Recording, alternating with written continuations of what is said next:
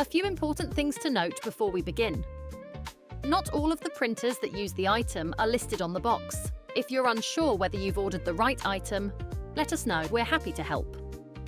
Always take precautions when handling your consumables in order to protect surfaces.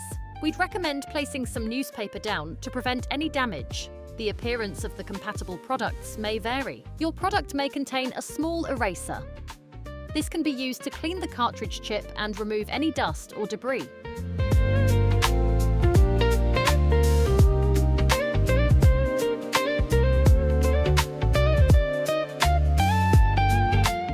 Remove the clip from the cartridge, then remove the pull tab. This is the print head, where the ink will come from.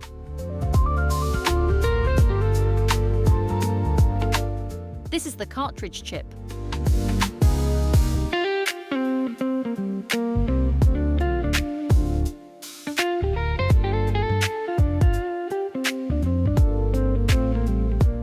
Remove the pull tab.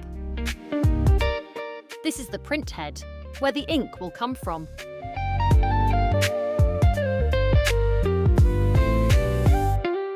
This is the cartridge chip.